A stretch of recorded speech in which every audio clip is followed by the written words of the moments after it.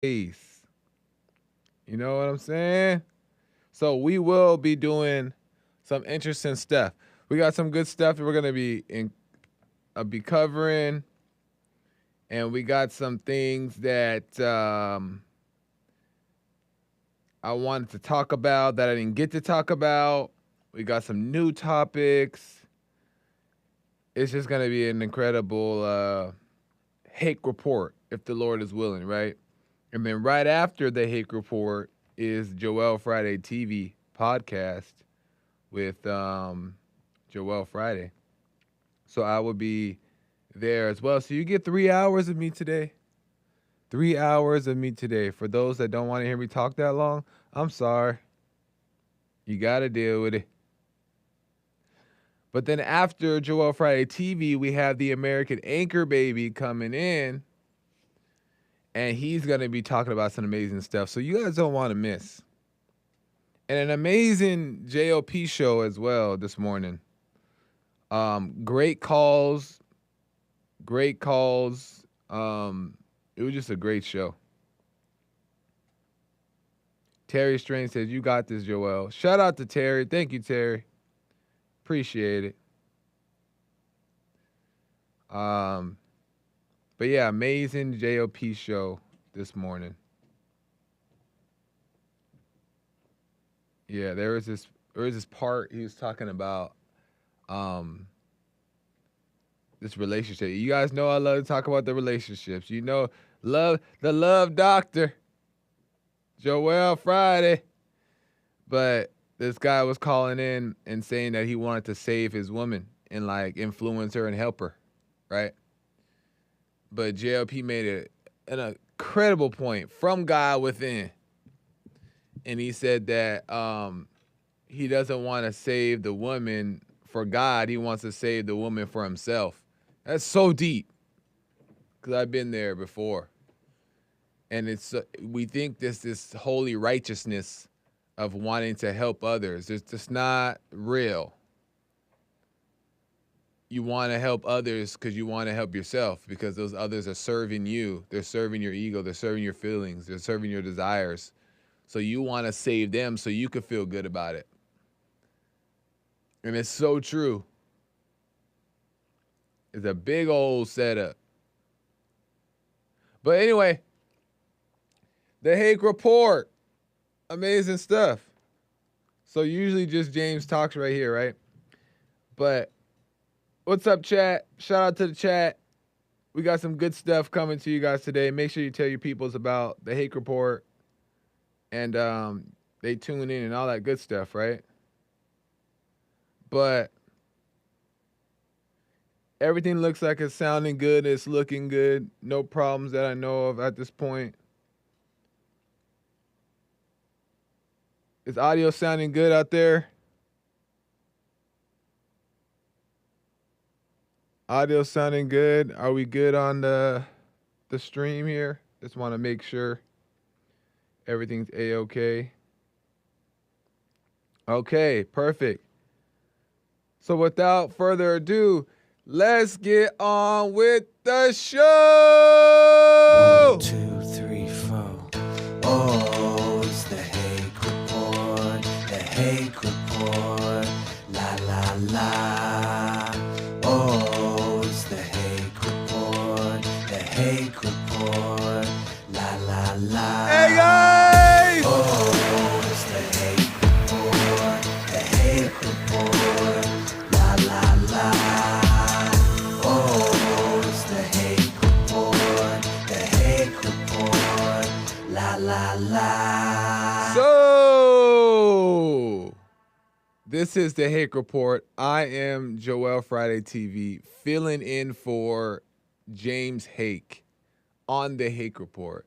I got to give James credit again, because that scream, this is your vocal cords in. Like, I almost lost my voice trying to do that. But I have to do it every single time I come on.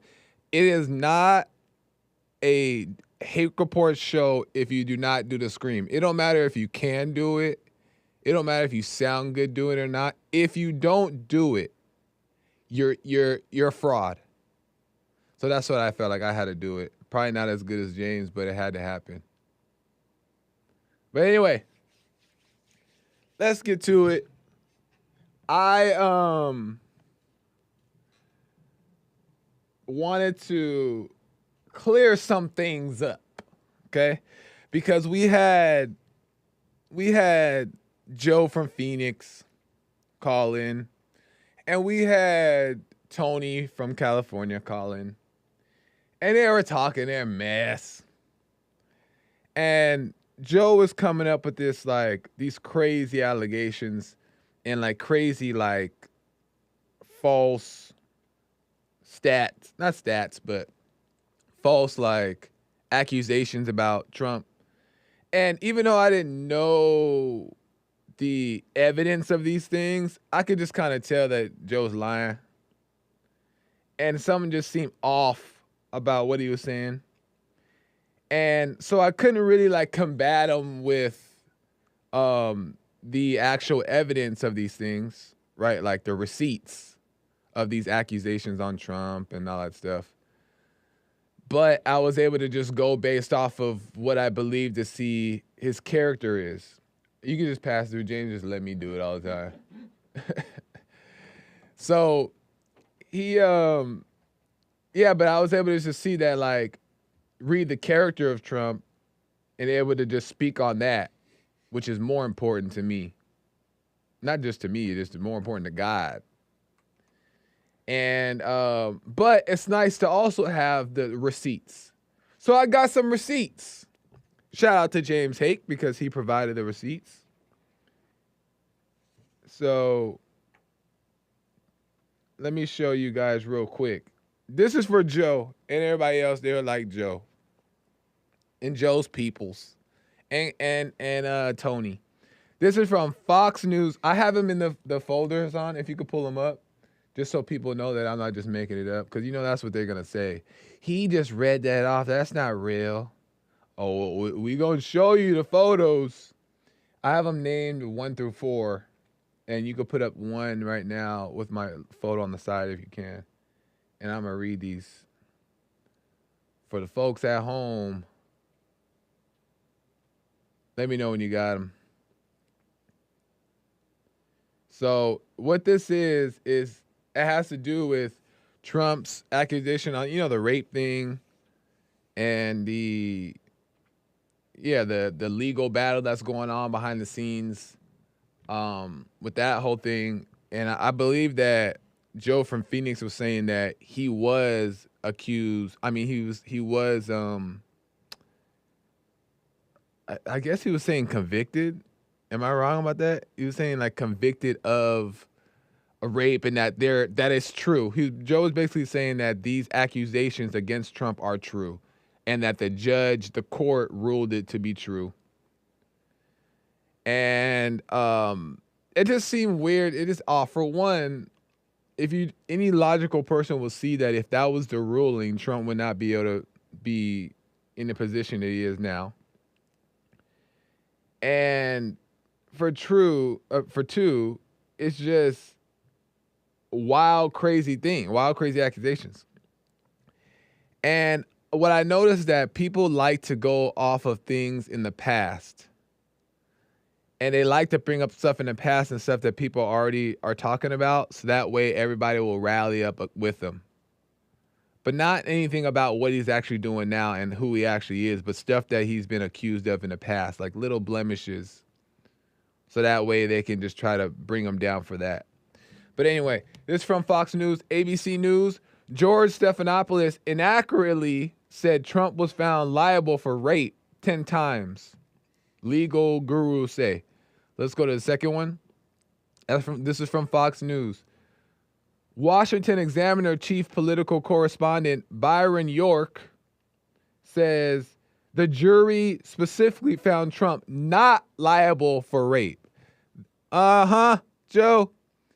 Jury specifically found Trump not liable for rape. Let's go to the third one.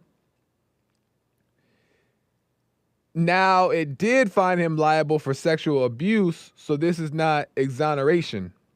It says the court asked the jury, do you think Miss Carroll proved to be preponderance of the evidence that Donald Trump raped her, and they said no, not liable for rape, but was liable for sexual abuse and defamation in 2023, right?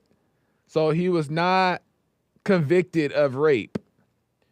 And then this last one here goes, carefully you'll see that the judge is deducing that this is what the jury must have thought, he said. But the fact is, the jury was asked a question. Did Miss Carroll prove that Trump was raped? And they said, no. There's no proof that she was raped.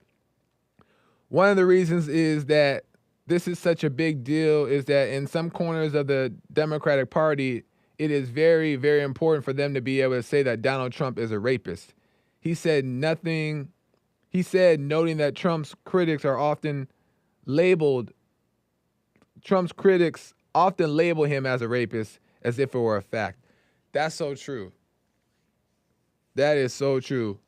You can cut back to me because this is what they do to decent people. This is what they do to children of God. This is what they have to do. They have to get the world to rally around you and against you to bring you down. And then they'll find anything possible, right? And what they'll do is they'll name you as that. So that way it makes your name look, they'll try to spit on your name. And they'll try to bring you down. And that's exactly what they tend to do with all people. Jesus, he was blasphemous, he was a murderer, he was a sorcerer, he was evil, he was a demon. They have to do all these accusations, and they're really like silly stuff. They still talk about Trump's comment about grabbing the thing.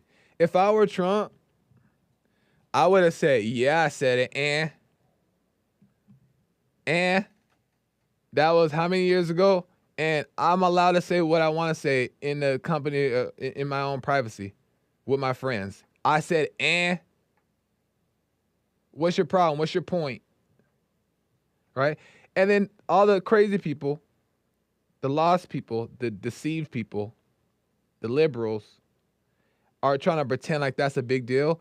And everybody else in the world is following it as if it's a big deal.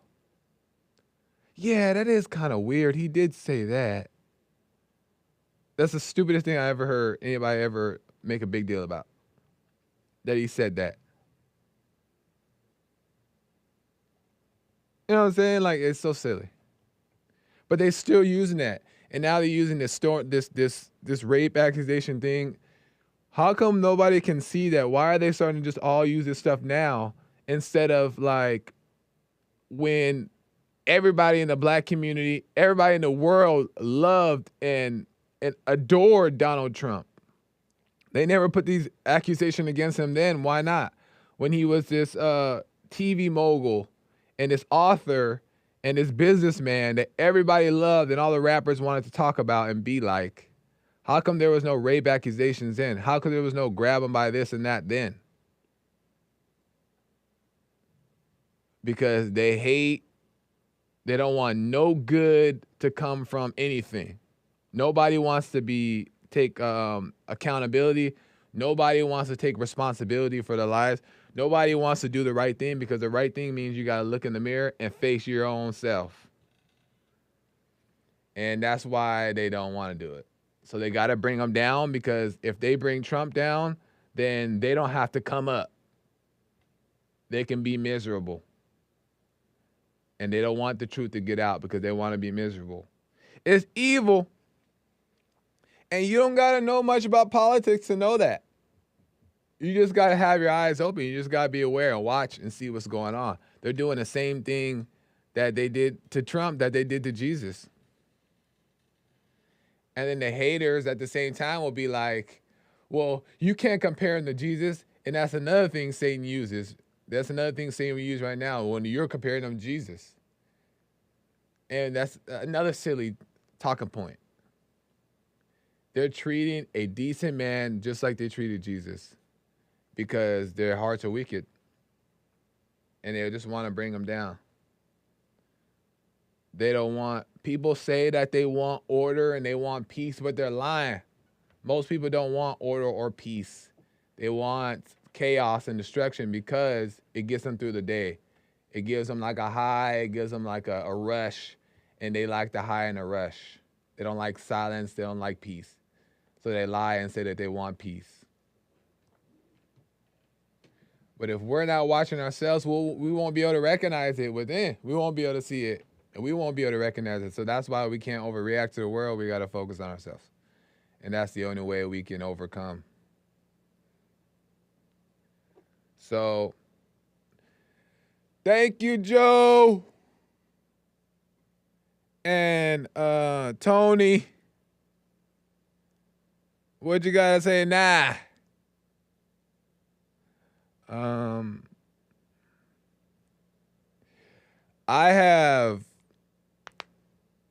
gonna get to a call about this really quick, but I have Sean that's in here. Sean's in the studio, and Sean has some things that he wants to talk about and he wants to get into that I think that'll be good. So we're gonna get into that soon. But let me get to a call real quick regarding the whole Trump accusation. Let me go to Maze. Maze out of Dayton, Ohio. Welcome to the show. You're on the air. Hello, Joel. How's it going, Maze? Oh, marvelous as always. Well, I called, and you say how black people feel about Trump when he was a Democrat. Right. I don't feel no different than I would about Trump than I did when he was a Democrat, now that he's a Republican, because they're two of the same token. But what I do know, if Trump is innocent, why do he keep going to the courts? Why don't you just go on to the courts and let it flow, and whatever happens, happens, and stop running? What do you mean? Like, he putting blocks and obstacles in the way of him going to court to see if he did anything or if he didn't do anything. Well, how is he putting blocks and obstacles in the way? How do you do because that? Every time somebody get ready to do something, he filing a case. Now things sitting in the Supreme Court. So he shouldn't. So he shouldn't appeal it. So an innocent person don't do that. So he shouldn't. Innocent people go on and take whatever they got to take. So innocent people don't fight for what they're being accused of. Innocent people they don't fight what they're being accused for. If you're a strong man and a you man, have to appeal. No, because these people, as we see, these people try to lie and they try to bash you and they try to lie on you and they try to make up all these rules that don't exist. So if you don't do anything, then you'll end up sitting in there looking silly. So Trump is just... you aren't looking silly for the thing you do. You look guilty because you're running from what you're accused of. If you didn't do nothing, why not come on out and show people that you didn't do nothing? And then they'll have other people... I mean, I'm giving my opinion because everybody don't have the same opinion. There's a time, Maze. There's a time, Maze. You got on Fox TV? All they do is turn around and hate people just because you don't agree with what 45 is doing and did. So if he was like God, he wouldn't have cheated on his wife.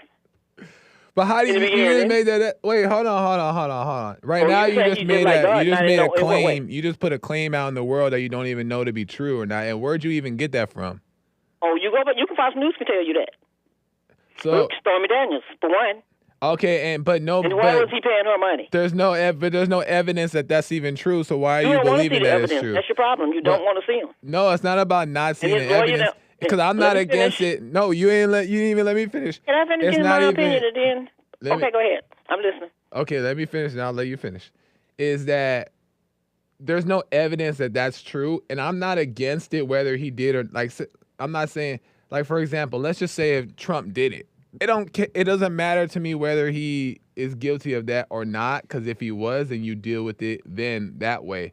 So I'm not for whether he's doing it or not, and that's not going to make or break what I believe about Trump. But let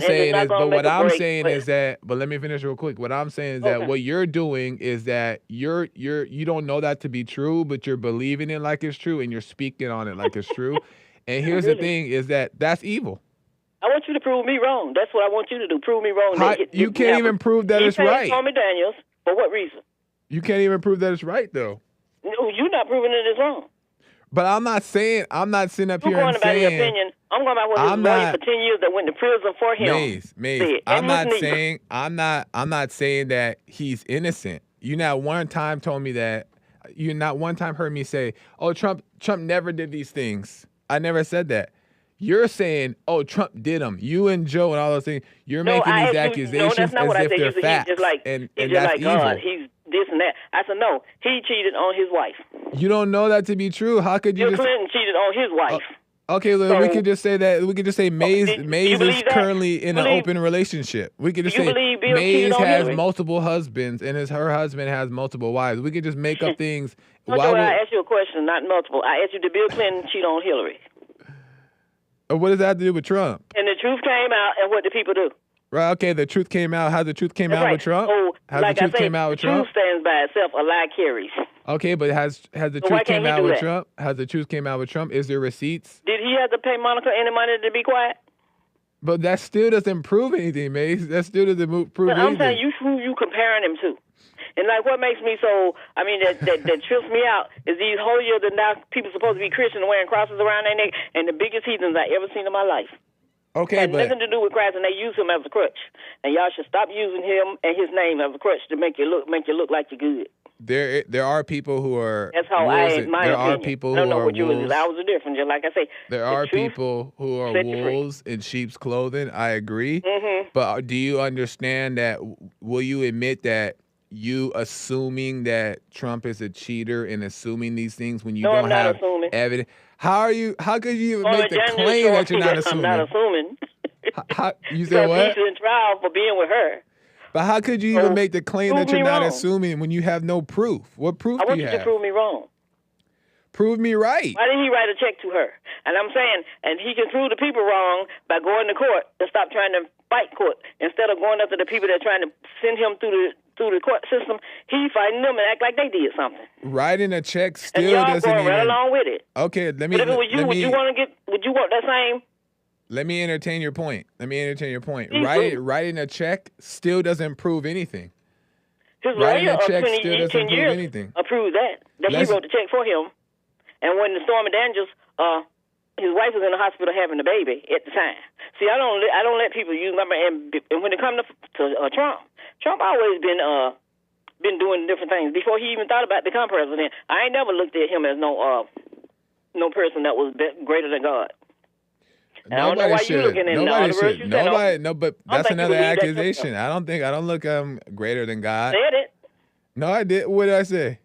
You saying comparing him that he's being crucified like God or somebody? Whatever Like the he words been came out of he your been mouth. being crucified. I didn't even say crucified for one, but he's being ridiculed just like they ridiculed Jesus. Well, you That's get ridiculed true. too.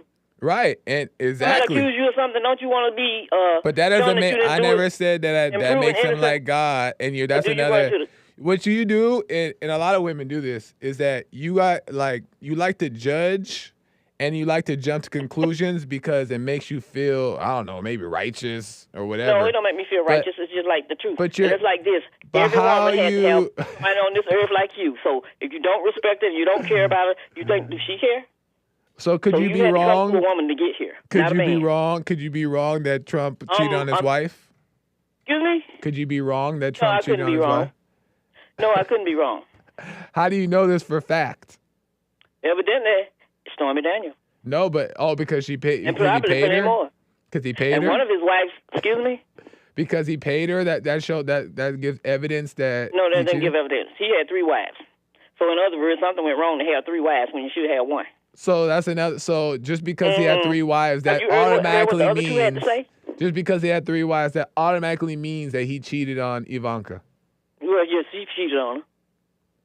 But that had nothing to do with him running for president, which has what I'm trying to say is you're trying to make him look like he's something greater. But what he's accused of, why don't you stand up and be a man and face Because his maybe accusers if and he's let everybody done- see if it's true or okay, well then if he's done that, then he has So to he's be honest hiding. with himself. If he's done that, I agree. He has to be Please. honest with himself. But he also don't owe Mays an explanation. He don't owe nobody an So if you explanation. running for president, you owe somebody an explanation. Well, then maybe if he's You not just follow doing it. along like a henny penny, going down the road screaming and hollering, trying to defend something that you know is not right. Well, Mays, maybe if he's Is that what not you're doing? saying it, did you ever think that maybe if he's not saying it, maybe he didn't do it? You ever think Well, about that? you're right. You ever think about that? Maybe he's an honest If man. he's in the and- court, why don't you just go in the court and prove that he didn't do it? That's what I want to know.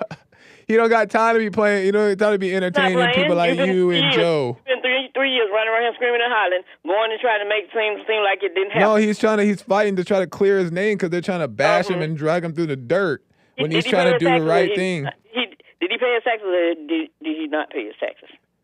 I don't know. What would happen to Joel if he didn't pay his taxes? Do you know? Yes, because that was before he became president, too. And how do you know that him not paying, if he's not paying I don't know about the taxes thing. And they got to do Let me tell people real quick. And they got to do this before. Let me tell people real quick. You never knew his taxes. After they still don't know. We know now that he wasn't paying. Let me tell people real quick. I don't know anything about the tax thing. I know you don't but know how anything, do you so know? how are you going to comment on something that you don't know because about? Like me, I don't comment on things I don't know and jump to Well, accusation and assumptions like you do, Maze. You're jumping to accusation and assumptions, and you don't know what it is to be a guy who has money like him, who knows how to. You don't even know if he got money or not. All Trump did was put his name on bills, and they wouldn't even belong to him. Fair, but you still don't know that he's cheating the taxes. You still don't know if he's cheating the taxes or not. You still don't know how it works. You just paid it back because they just came up with some story tale. Lord have mercy, man. Get out of denial, Joel. And get out of the Jesus Christ stuff. And be for real. And be for real with yourself. That is real. Oh, yeah. Well, I'm going to say... Some of the people, some of the time, but some you can't fool at all. Lord have mercy. Like I said, Bill cheated on his wife. They had a fit about that, so Trump cheated on his. So admit that he did, but he's running for president, and he's blocking his way, blocking things to keep people from knowing what he really did. All right, well, the truth so if he's a man and he thinks some people need to vote for him, he come on out and go to court and let the world see what he did. The truth shall come to light. And let it come to light, and until then, you're wrong for making accusations. That's what's wrong with it. Let the truth reveal itself, and until then, the truth will also reveal that Maze has jumped to conclusions and making accusations that she doesn't know to be true. But I gotta run. What's wrong with it? I gotta run, Maze, because I got other stuff to do. You still can answer the question. Will it hurt you too bad to answer? What question? Why is he running? Why don't he just come on out and do what he needs to do in the courts? Maybe he's not running. Maybe him not speaking up is him showing that he didn't do it. That's what I'm saying. You already have it in your mind that he's done it. I didn't come from the WrestleMania crowd. Those people fall and think wrestling is real and it's not. So you have a good one. All right. Bye, man. A real good one. But take the cross off and all that stuff, okay? Have a good one. All right, man. Bye. What the...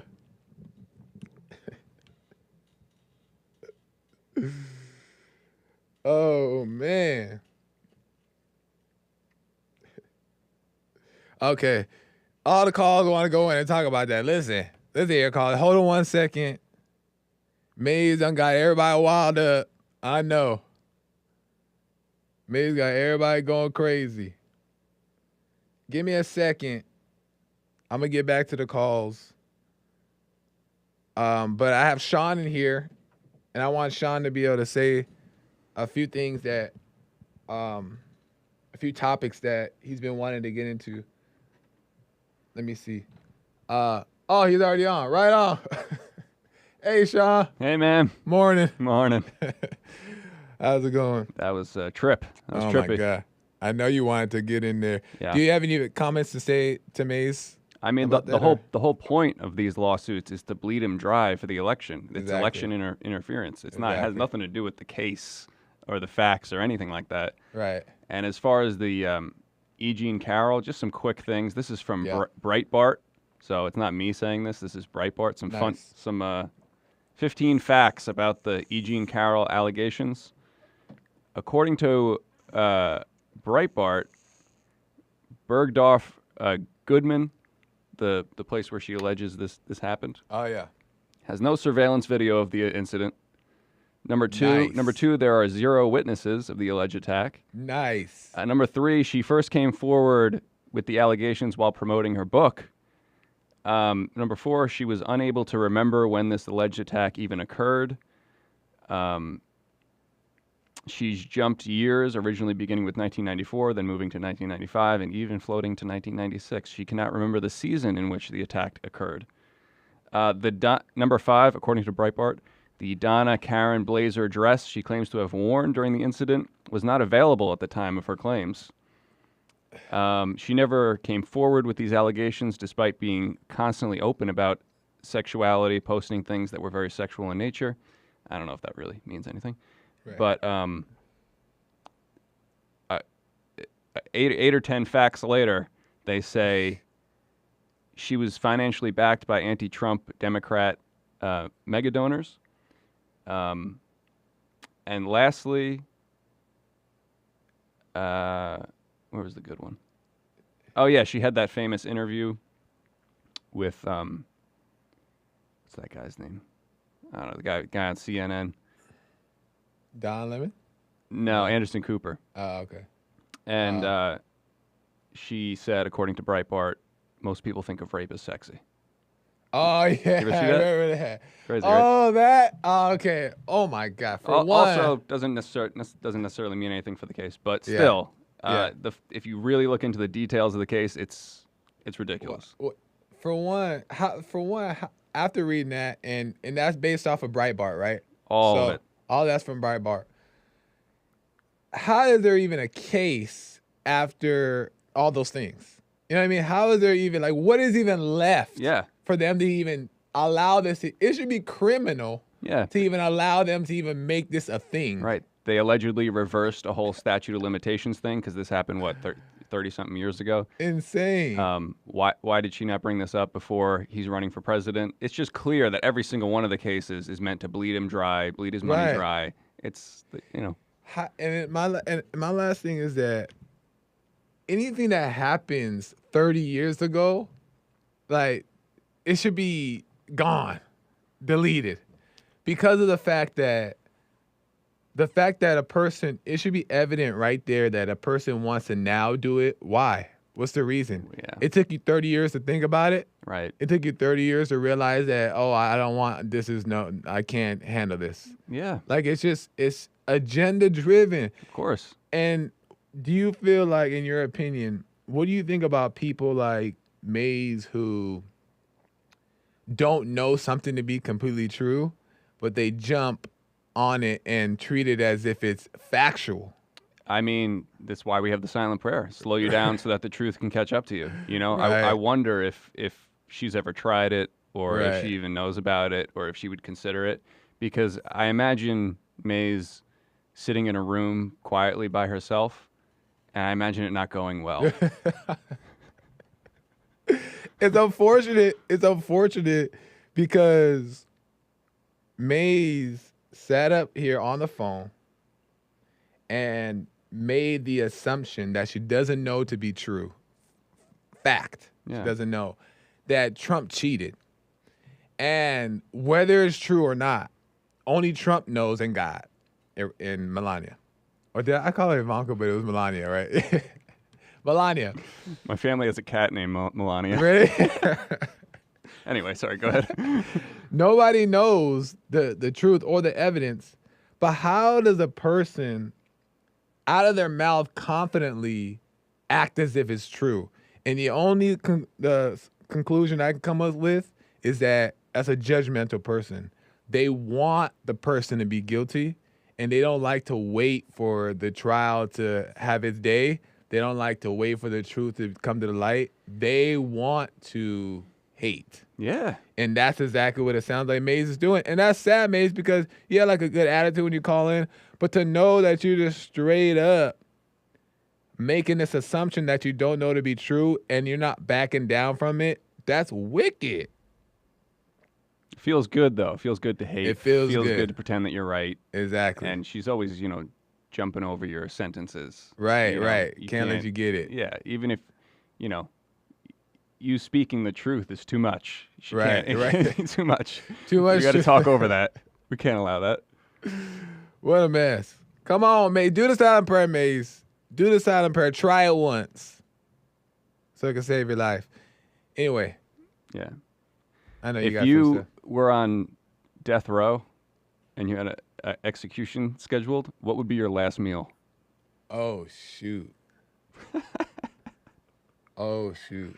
I feel like that's the ultimate, Joel question. Oh, my last meal. Okay. There's this place in Hollywood.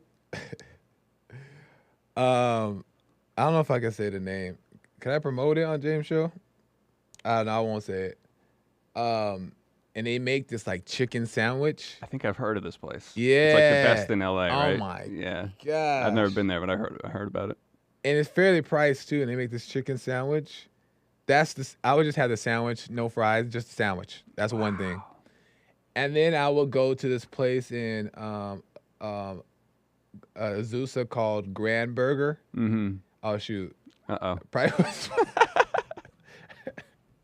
But anyway, and they have these chili cheese fries that I grew up eating. Yeah. The best there is. Better than all the other places.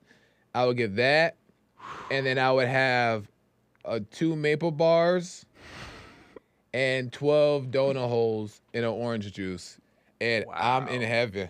And an orange juice? And an orange juice, and then it's a wrap. That's it. Pulp or no pulp? Oh, if it's my last one, I'm going no pulp. No pulp. I'm spoiled. I'm going spoiled with no pulp. Wow. That's surprising. I wouldn't have expected any of that. That's crazy. What would you do? I would do like buffalo wings, like pub bar, like the best pub bar buffalo wings I could find. Yeah. And a Guinness, a beer. Oh, you can't go wrong. And then I'd also have like a slice of pepperoni pizza and like some Coke.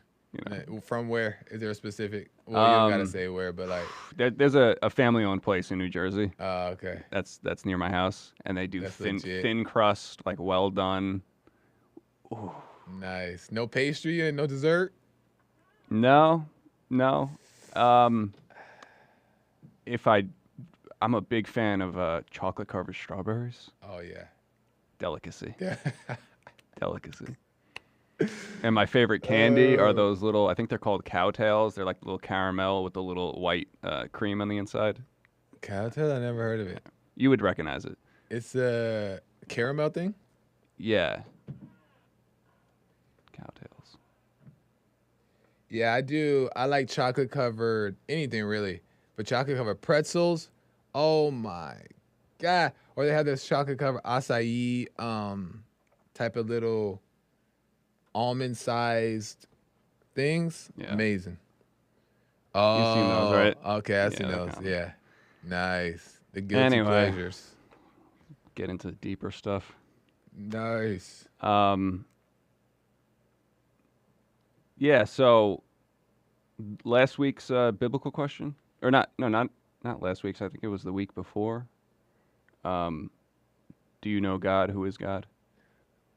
Sorry, Zorek says to your question really quick. He says, "Yo, those are my favorite too." So a lot of people must know about those. I've never heard of them and seen them. Someone said Sean's last meal is gross. Pub wings. Pub wings. I never thought that. Yeah. The pubs are the ones that have the real deal. That's honestly, if it was one thing, it'd be like buffalo wings, well done with a nice Guinness. You ever been to Buffalo Wild Wings? Of course. B-dubs. Mango habanero, you ever had? Of course. Oh my God. That's my go-to every time I go. It's buffalo and mango habanero, or mango habanero and Asian zing. Asian zing. Oh my God. You do boneless or? I do boneless. People get on me for that. To me, the bone is probably, it tastes more real. Yeah. I won't lie. It tastes more real. But I feel like it's less meat. Yeah, it is. You know what I mean? It is, but it's in the experience. And the flats taste different than the drums. Yeah. They have a more tender taste. I don't dislike them, but yeah, if that's one beta thing I'm holding on to, that one's staying. Boneless me. But go ahead, you were about to. The biblical question, Les, do you know God? Who is God? Oh yeah. Deep question. Yeah. I said in church and in other places, I said, yes, I do. I said he is either the Father or the Creator. And I wonder if that's like a Southern Baptist thing to refer to God as the Father. I feel like you don't see a lot of denominations referring to God as the Father. You know? Yeah, you rarely hear it. Right? Yeah. And I feel like it's really important to say Father. Yeah, You know, yeah. it's not just a thing you throw away. It's Yeah. like it brings into the your mind the whole order Yeah. and everything. That's But interesting. But go ahead.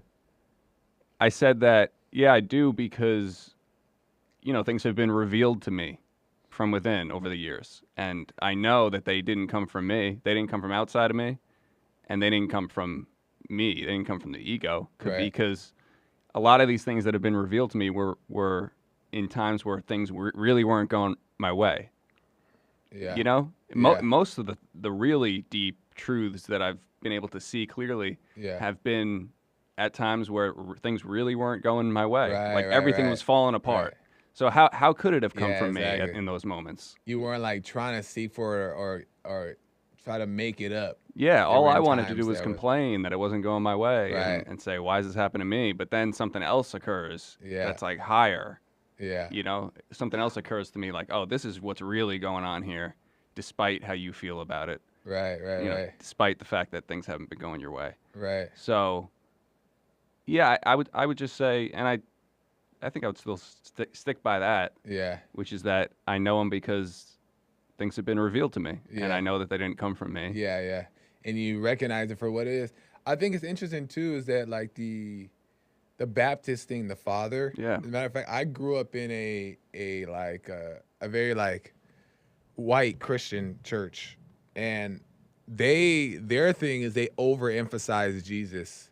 Yeah. Like everything is about like Jesus, Jesus, and like, do you have a relationship with Jesus? Like, Jesus is my savior. Like everything is so like watered down Jesus. Right.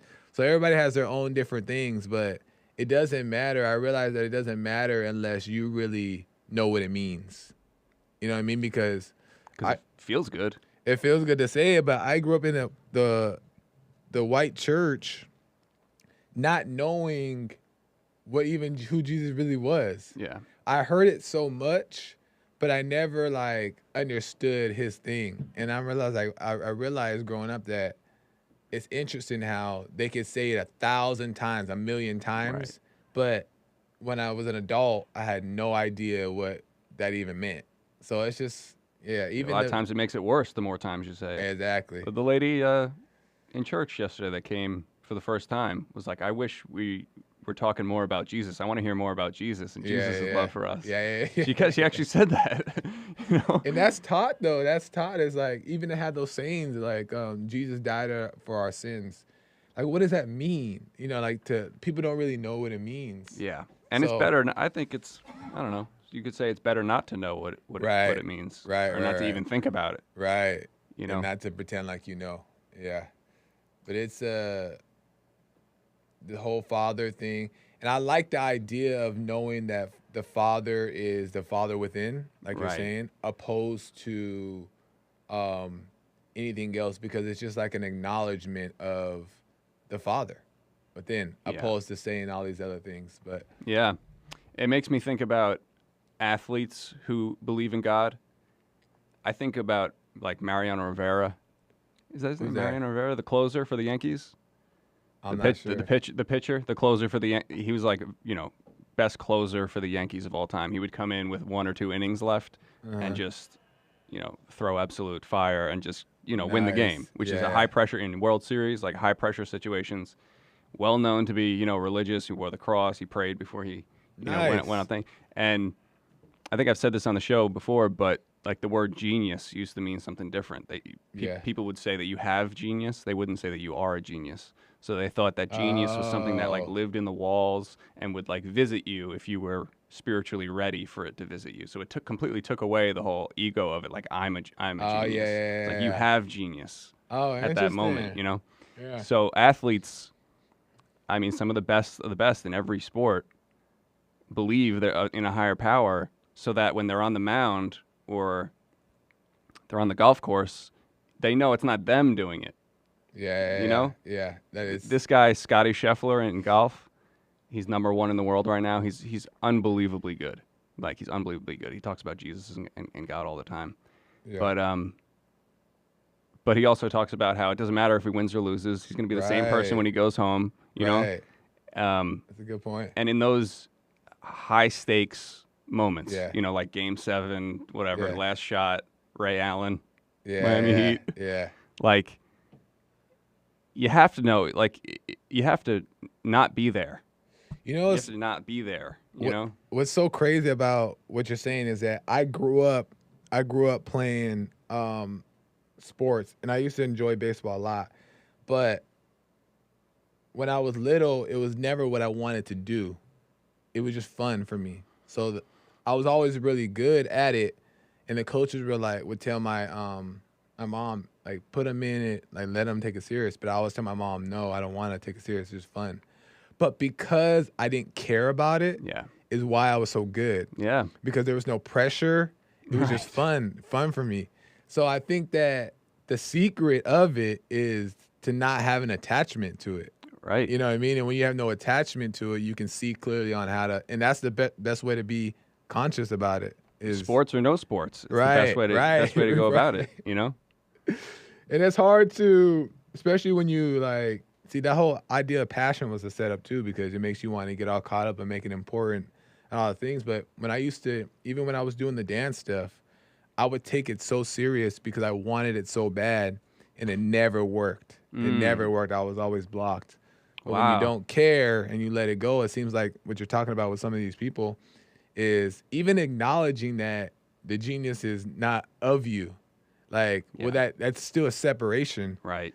And I always wanted to just identify with being good. I wanted to say, I'm good and I'm better than other people. And that's why I could never get it. Yeah. Because it was just like this weird thing. So not caring seems like that's the way to go. Yep. How can we know the dancer from the dance? Right. Let me see what the chat is saying. Give the DBs at one. Linian Chin says, genius indeed means at one with the will of God. That is the core essence of the word. Genius is the person whose actions flow in the synergy or emergent resonance or flow state in psychology. Yeah. That's kind of relates. I'm glad you understand what he said. It kind of relates to what I was saying in church about being conscious, doing everyday activities and walking through doors and driving your car. Yeah. Like if you're driving your car from A to B, the only important things in that drive are not crashing, not getting a ticket, not falling asleep, you know? Like anything else really you're thinking about in the future or the past has nothing to do with what you're doing. If you're walking through a doorway, you know, in the morning, at night, focusing on things that don't matter there has to be like a purpose to the things that you're aware of. Right. And that purpose sort of just occurs to you in the moment. It's not something you can plan out. Yeah. You know? So when I'm, you know, leaving work every day and I'm being conscious of myself walking through the door, I'm not like looking at the paint on the door. Right. I'm not looking at the doorknob. Yeah. There's one thing that's most important in that moment. Yeah. Walking outside to my car is, you know, who's around me? Yeah. Is there a 6'4", 200-pound homeless guy 5 feet from me? Yeah. That's the only thing I'm thinking about because that's the only thing worth thinking about. Right. You know? I'm not thinking about where I'm going to be in 5 minutes when I get back to, you know. Yeah. And you're not even trying to be aware. A lot of the time, I think you have mentioned it in church, a lot of the time, it's not about what you can be aware of, but it's more so about recognizing that you're unaware. Right. You know what I mean? Like you're unconscious. Yeah. Because if you try to be conscious in a moment and say, like you had said, like, let me look at the cup. Yeah. Let me look at the cup so I'm out of my head. But like what that is just like you like a false intentional presence thing. Yeah. Instead of just recognizing that you're in your head and then let whatever else comes from that be. Absolutely. Right? Yeah, naming it doesn't help. Right. Going around naming things doesn't help because it just distracts you from looking the other way. Exactly. Literally the opposite way. You know? And also that you know, reminds me of the whole all words are lies kind of thing. You know, like you could call it a cup. But is it really? You know, cup is just the word. But it is interesting how like I could see that like, and I totally understand because somebody said that in church. They were like, oh, well, do I look at the cup? Because there's this like, idea that you want to just be done. You want to be free. You want to be like in the moment, right? But it's like there's still like a Satan aspect of you wanting to be in the moment so bad that still keeps you unconscious. Of course. Looking at the cup is unconscious. Wanting to be in the moment, trying to be in the moment, trying to be Right. present is like putting out a fire with gasoline. Right, like right. You can't try. Yeah. It either comes to you or it doesn't. Or it doesn't you have know? it, yeah. And You it has either, to be you either a let it natural happen awareness. or you don't. Yeah, Um, I agree. and then we talk about dogs a lot, of course. Oh yeah. You know, there's the one guy who comes to church with his seeing eye dog. Service dog. And sometimes I stare at the dog and I wonder what the dog is thinking, as we all do a lot. And it occurred to me that, you know how dogs will just chill in one spot for a really long time? Yeah. They'll sit in the corner next to the fire for like hours, just Yeah. laying there. And you have to assume that the thoughts that are going through their head, they think it's them. Oh. You know, dogs think about the future, they think about the past. But if the dog is laying there just chilling, you have to assume that they think that voice in their head is them. Huh. They don't look at it and go like, that's not me. You know, like the dog is sitting there, going like, what was that noise? And it thinks that was them saying that. You know? Okay. It Interesting. thinks like, oh, I wonder when dinner's coming. And they think it's like them thinking that. So it's all ego nature. Right. Yeah. Yeah, and in church yesterday we were talking about, you know, someone mentioned that, well, the mind is what separates us from the animal, but Yeah. I don't think that's the case. I think overcoming the mind is what separates us from the animal. That higher mind is what separates us from the animal. like the it's not just like the consciousness. fact that we have Yeah. a mind. Do you think it's possible? Because I've thought about this, but I had no conclusion or no for sure truth about it. Do you think it's possible that a dog can be trained to overcome the mind in that way? No, It'll always be nope, animalistic. absolutely. In fact, I grew up with dogs. We had a 100-pound boxer when I was really little, named Woody, Nice. male. And then we had a 100-pound Doberman pinscher named Layla. And she was a female, obviously. And when she was 2 months old, we had a trainer come to the house and train the Doberman. And, you know, obviously Dobermans are one of those attack dogs. They're like a pit bull or a German Shepherd. Yeah. And the trainer was like very professional. He did something called box training. So you have a little apple crate, you know, the apple crate that we have the camera on for church, yeah. those little Oh, yeah. apple crates. So you put like grip tape on the top, and that's the dog's home, pretty much. So any command that you give it is based off of the dog sitting on that box. So anyway, so he was explaining to us the difference between males and females when it comes to Dobermans. They're very specific in how you train them. And he said, you know, if this was a male Doberman and it was misbehaving or disobeying, you have to give it some physical. You have to, you know, hit it in the neck. You got to shock it. You got to do something with the males because they're so aggressive. If they're not taught from a young age that I'm the boss, they'll try to dominate you. Oh, interesting. But the females, he said, will act like they're obeying you, but secretly they'll be distracted by other things. Oh. But the males won't do that. Like if the male looks like he's obeying you, he is. Okay. But the female will look like she's obeying you. That sounds pretty But, familiar. right, doesn't it? But she'll be thinking about other things. So she'll try to like, you know, you interesting. can't always tell with them. Yeah. And it just made me think because, you know, similarities. Do you think a dog could? You think it's possible that if a owner knew how to help the dog think logically, it's possible? No, I don't think it could do it on its own. Like the owner can help it, but it'll always rely on the owner. Reason why I ask, meaning like rely on the owner as it being trained as a trainer. Yeah, once it's trained. that particular owner is gone, the dog's not going to keep thinking Okay. logically. Like it always relies on demands. So so it only is obedient based off of a training, not of like an understanding. Absolutely. Okay. And dogs prefer that. Dogs go crazy when they're not given that structure and that discipline. They want to be told what they want to be told what to do. Another thing about the animal nature, you want to be told what to do. I always wonder, not always, but sometimes I think about before the fall happened, like back in the biblical time, Adam and Eve, like when God created the animals before he created Eve, so the animals came first. So I wonder if the animals are over the. Never mind. We have dominion over the animals. But the animals said Adam came, and then the animals came before the fall, and then. But I wonder what the animals' behavior was before the fall. Like, were they like dumb as they are now, or were they like? Did they have a different type of consciousness that nobody knows about? Because then they say monkeys have this like weird consciousness that, so and so. But I also see on like TikTok and Instagram these animals doing like these like abnormal animalistic things that it doesn't seem like they would know how to do.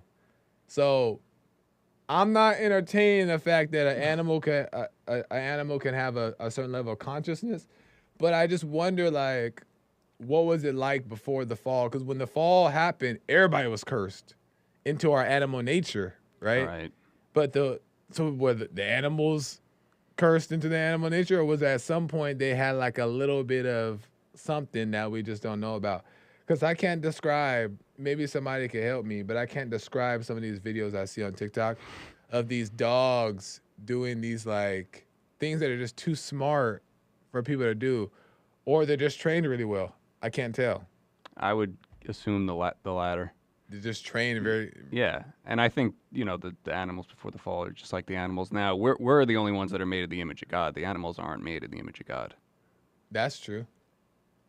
But do you think that there was some form? Do you think animalistic? I wonder if animalistic even existed before Satan even came around, like meaning like that nature. And if people don't have, now I'm going into like conspiracy theory, but if people don't have an animalistic nature, do animals have an animalistic nature? Not an important question. But it's just interesting. It's just interesting how it all works. But anyway, let me see your guys' chats here really quick. Peace, there was no death. Animals weren't killing each other. My cat thinks he was created in the end. And what were animals back in Adam and Eve's day? Were they eating each other like they do now? I'm wondering out loud. They have to. Do you think they were just eating like plants and berries? That's what I'm saying. Were they eating like the onions and the apples? Like the movie Holes? But that's weird though, because it's like if animals at that time were created, so then like two of each, right? Mm. If they were created to make more animals, if they were eating each other, weren't there some species that maybe didn't make it to the path of creation, or how?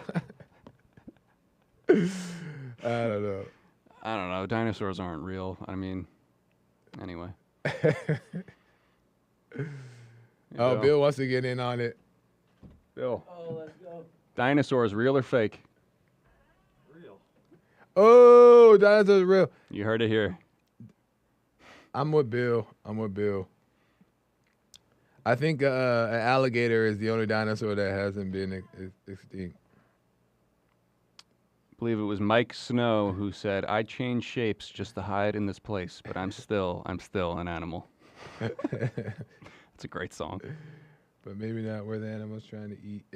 Chris says, were the animals trying to eat Adam and Eve? I kind of think no. I don't know. But I don't know. I think there was some going on here that we don't know. I don't know. But anyway, my cat thinks he was created in the image of God. Cats are something else too. I don't understand. Cats might be Satan's creatures. Well, they're cold-hearted.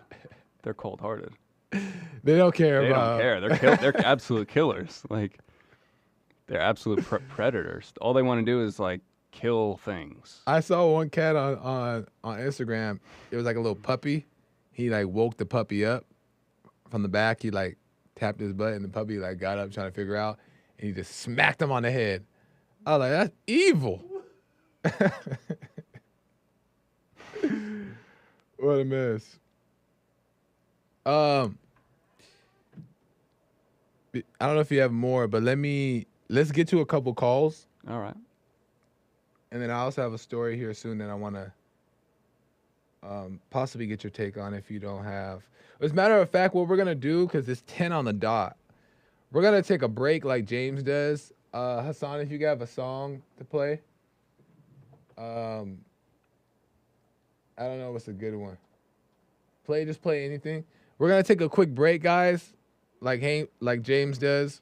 And then we're going to be back in a couple minutes, and then we'll go from there. All right? Good to go? Not yet? Hold on 1 second. Give us a second. Hold up. And you can call in. We got some lines open. 888-775-3773. There are a couple lines open. There are. Banger alert. Banger alert. Calls are coming in. 2 lines open. See you guys on the other side of the break. Been listening to funk and it really shows. But we ain't stopping till we 90 years old. Cause the groove's still thumping in our soul. What you know about the fat pocket? You know we got it. We on another planet and you need to get a rocket. We can talk about it. See, I've been taking groove pills for weeks. Even my rhymes got the funk in the bricks. Let me tell you about the smooth rhythm, dude. Why you sitting? Gotta be kidding. You like Natasha B? Your book isn't written and my polyrhythm is fitting at the end of the beat. Stand up, you gotta move your feet and feel the heat of these cold vibes. I don't think y'all understand me. If you know about the groove, could you stand please? These weak needs come alive with the music. So if you got a little funk, then use it. What you know about the groove? You got a lot to prove. I don't know about you. Go ahead and make a move. Tell me what you gonna do. I need to see you groove. My heart's on fire with the music in it. Well, I'll be dancing soon. What about you? What you know about the groove? What you know, what you know, what you know, what you know, what you know about it? What you know about the groove? What you know, what you know, what you know, what you know, what you know about it? What you know about the groove?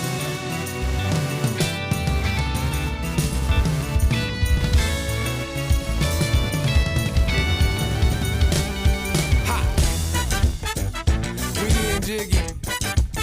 Oh, we be getting jiggy. Go, go, go, stop. And we gon' do it like you never ever seen it done. Cause when we do it, get into it, we gon' keep it fun. So get your mama, your daddy, and your granny. Hit the groove with your nanny. Bust a move with your family, yeah. Get on the dance floor and get it crackin'. Okay. Feel it in your soul, then get into action. Yeah. You can't be waiting on the crowd to move you. You gotta hop up in the circle, then you grooving. You steady waiting on the remix. Boy, this is your moment, better seize it. So gonna cut the doubt, show 'em what you bout. You got the juice up in your pour now. It's JF. Got a lot to prove. I don't know about you. Go ahead and make a move. Tell me what you gonna do. I need to see you groove. My heart's on fire with the music in the room. Well, I'll be dancing soon. What about you? What you know about the groove? What you know, what you know, what you know, what you know, what you know about it? What you know about the groove? What you know, what you know, what you know, what you know, what you know about it? What you know about it?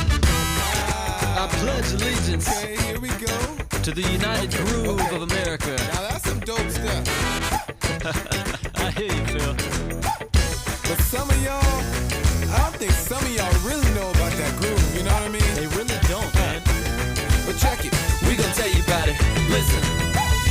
Gotta think big if you want it.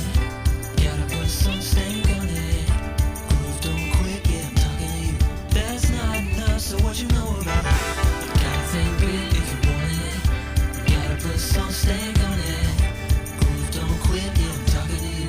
That's not enough, so what you know about it?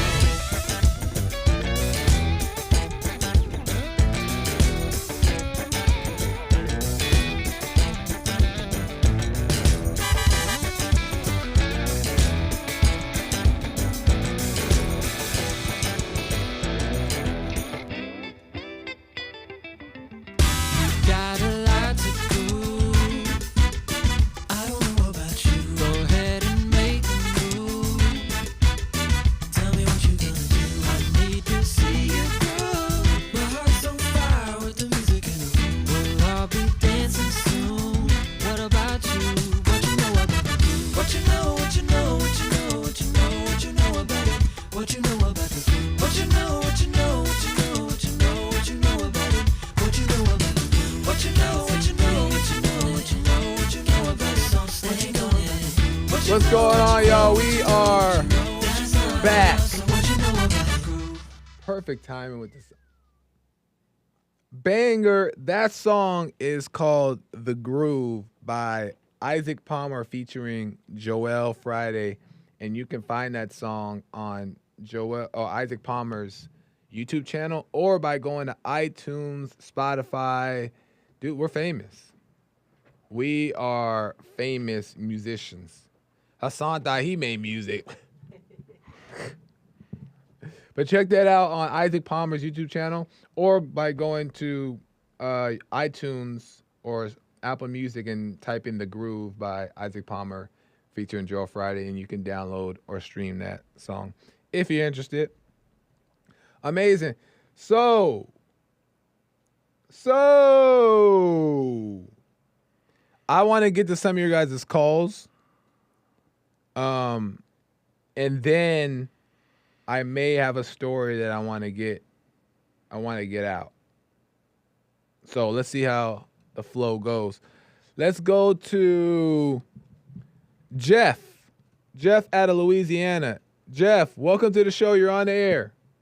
Hey, man, first thing is, you didn't give me credit for Friday's call. You credited Joe and Phoenix and Tony, but I was the one that said Trump didn't get charged criminally. That's right. Jeff did say last week, and he backed me up, and I needed the help, and he came to the rescue and gave me some facts. So yeah, man, shout out to Jeff. But the thing I want to call about was I want to answer Maze's first question Chip asked you. The reason Trump is pushing this stuff off is because his primary charge by Jack Smith in D.C. was when I run for president. And D.C. is a Democratic stronghold, so he knows he's screwed there. If he gets elected before he gets charged with that, he can pardon himself. Can you put Sean on as well?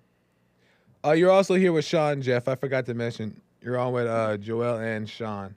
But say that. I'm sorry. Say that last part again. The main reason Trump is pushing his cases off is because the one that will prevent him from running is charged by Jack Smith. It's a January 6th crap. And that's in D.C. That's going to be a Democratic jury. Interesting. So he knows he's screwed. He will get convicted regardless. If Jesus himself comes down and says you can't be convicted, you get convicted because it's Democrat up there. You know anything about that, Sean? Yeah, I mean, you think, is it true that he has the ability to pardon himself? After he gets elected, that'd be a federal case. There should be. I think he's able to pardon himself. Has anyone ever done that before? Pardon themselves? I don't know. I mean, that's what the way they're pushing the laws. But even if he's not able to, if he gets elected, they won't pursue the charges afterwards because the only reason they're pursuing the charges is to keep him from running because they know that they cannot beat him. That's what I'm saying. Right. That's what I'm saying. I mean, that's the whole point. And all of these cases happen, it's not a coincidence that they happen to be in D.C. and New York and Atlanta. They're not going to try to do these cases in, West Texas. Yeah. But the next thing is they waited to charge all these cases. They've had all these charges. Well, take it, Eugene Carroll, whatever his name is. That's over 30 years old. They're just now finding this a year before he runs for re-election. It's definitely not a coincidence. No, I mean, all the January 6th stuff, they know about this since January 2021. Yeah. They're just now able to prosecute it. Is there anything that you don't like about Trump? No, man, he needs a better hairdo. I don't know. He's doing the best he can. I mean, as far as his policies, no, there's nothing I don't like. I mean, he's fair to everybody. He's fair to blacks. He's fair to whites. He's fair to everybody. I mean, he has said he didn't want the people from the Middle East coming over here until they were vetted. Yeah. I mean, that's not stupid. That's not racist or nothing else. That's just America first. But there's so many reasons. There's so many reasons why he's not taking the action, that he may not be taking the action that people want in order to prove that he's innocent or whatever. There's so many reasons why that people don't know about. But it's crazy to me, and let me know if it is the same for you, Jeff, it's crazy that people can just jump to conclusions and automatically call him guilty or treat him as if he's guilty when, for one, there's nothing to prove that. And for two, it's just insane type of accusations. What do you think? The reason it is because most people, the younger generation, just are on YouTube and Facebook and all this crap, and they see what they see what the algorithms push out, and Mark Zuckerberg's already said he pushed out the algorithms that fit his narrative best. Then you got the older generation that are voting. All they watch is CNN, MSNBC, and all that crap, and there's not no neutral news source out there as far as MSN. You either got Fox News, which is far right, or you got MSNBC, which is far left. Well, you know then what? You got people like Rachel Maddow on TV saying, "Well, we're not going to talk about Trump because we're not spreading no lies." Right. And you know what's what's great about? Well, finish your point, Jeff. I keep thinking you're done. Go ahead. So all that is when people watch that, they say, "Well, they're not going to tell no lies. So they ain't written something positive about Trump. Trump must be bad." That's all it is. Right. And the unfortunate thing, what I was just talking to a family member about this yesterday, is that I'm grateful for, like, the internet has a lot of things that can be, bad for the people. But the internet, I'm so grateful, and God bless the internet, because what it's doing is giving a platform for people to put out an alternative view. Like the mainstream media, as we all know, have so much control over what is put out and what people believe. But the internet has for the most part, it's free reign. So you can say what you want, and you can go to the internet to find the truth. So I'm grateful that the internet is becoming as big as it is, because people are actually transitioning from mainstream media and getting a lot of their stuff from the internet. But the thing is, though, is what people like Elon Musk be screwing up front too. If you think about YouTube, think about how many times one of y'all's channels got demonetized or got a strike against or something else because y'all said some word they didn't like on YouTube. Right. That's what I'm saying. For the most part, they're controlling everything. Yeah. But at least at this point, the truth is still able to get out, because everybody has the opportunity to jump on a video and speak what they believe to be true. And not everything on the internet is true, of course, but this is like the only time that we're seeing an alternative view being able to get out there. You know what I mean? So it's I appreciate the internet as it is right now. Well, man, I'm 42 years old, and I'm going to say this way. It's going to be like it was when I was a kid. It's getting like it was when I was a kid. We didn't have the internet. We had a book report there. We didn't learn something about history.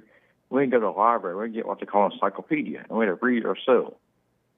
Right. It's getting like that again. If you want to know anything true, what's going on, you don't have to wait until something gets published to read it, because they're not putting nothing out true. They're pushing narratives, and I mean, it's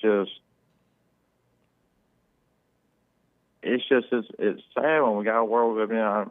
I mean, I'm not going to range it, but the other thing I want to comment on real quick, if Mays knows Trump cheated on his wife, then she cheated on her husband, because the only way she would know is she's the one Trump cheated with. Right. Wait, you say I didn't hear.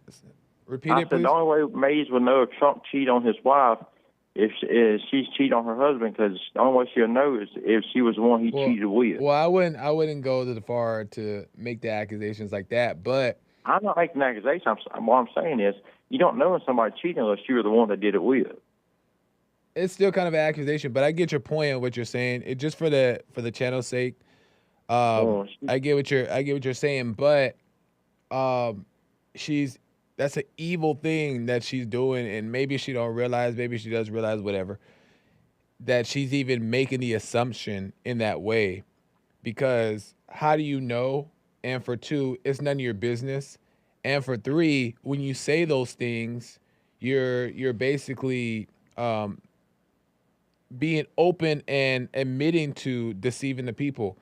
So it's an evil thing, and I don't understand why she can't see. And I think she does see that she's doing that, But for whatever reason, she likes to have this judgment, and it, like Sean's saying, to feel good or whatever it may be. But that's another thing you could say about the internet too. Is people get all this knowledge from the internet, like Hake says, facts aren't truth. Right. People get all this knowledge from the internet, but it doesn't do them any good because they don't have the wisdom. Right. So they look into these stories about Trump and they see facts about this, that, or that, and they just jump to conclusions and conclusions. But there's nothing. The That's knowledge, a good point. the excess of knowledge we're getting from the internet is driving people crazy. That's actually a great point that Sean is making. If you guys are not hearing it, it's a great point he's saying, because people with wisdom would know not to make a decision based off of something they don't know, right? Yeah. If you're just going to make an assumption based off of Trump, Trump's cheating, if you're making an assumption because of what you read or what you heard, the true spirit within you would know, the wisdom would know not to do that. That's wicked, because you don't know it to be true or not. And that was one of the things I heard in Jesse when I first started listening to him that I didn't hear from anyone else is he only tells you things that he knows to be true. Right. He won't venture into things he doesn't know to be true. Right. It seems simple, but he's not going to, speculate or tell you things that he doesn't know to be true. Right. He hasn't found to be true for Right. himself. Like, a lot of people don't do that. A lot of people talk about things they don't know. I do it all the time. Yeah. They talk about things they don't know anything about, but they don't have that wisdom yet. And not to bash too hard on Maze, because Maze is I like talking to Maze, and she seems to have a decent attitude, but it's also important to point out, Maze, to recognize that regardless of the attitude that you have or whatever you call it, and you're nice and stuff like that, but to do that is pure wicked, evil, how you're jumping to conclusions like that. And anyway, do the sound prayer. That's enough. Go ahead, Jeff. Any last words before we move on? Well, man, I'm going to let y'all go. I don't want to hold your call up. I know if you're trying to get on. All right. Appreciate it, Jeff. Thank you. Okay. Yeah. Anyway, we don't need to harp too long on that. Let's go to William out of California. William, welcome to the show. You're on the air. Hey, man, what's going on? All is well. You're on with Sean and Joel. Oh, yeah, what happened to James? James is out today. I'm filling in. So don't sound so right. disappointed, William. Oh, no, big deal, man. All good. Right on. Did anybody catch the shooter in Philly that, what was that, yesterday or something? I'm not too familiar. I know we got our show off. I know we jumped off track, this morning with allegations of whoever his girlfriend, boyfriend did what, because to tell you the truth, that debacle you had earlier in the show don't make any sense, because Donald Trump is going to be the nominee. And Jeff in Louisiana is right. A lot of the charges will be pardoned by itself. So eat your heart out, Maze. You heard it from William. It ain't about it. You're real new. You think that stuff even matters. Yeah. You know what I mean? You got a lot of noise in the background, William. No, it's over with. Okay, yeah. Okay. You got a lot of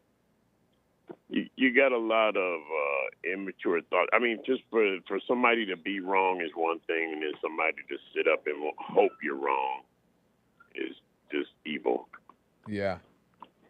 And none of that stuff calling in now about what he did. Stuff is old news, and nothing's going to happen to the man over it. He's definitely 100% going to be the Republican nominee.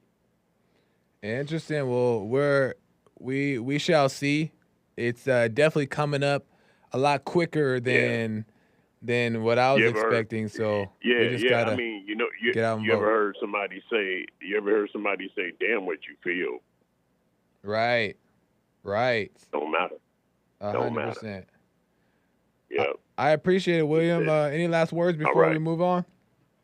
Oh man, just look like we thawing out a little bit out here in California.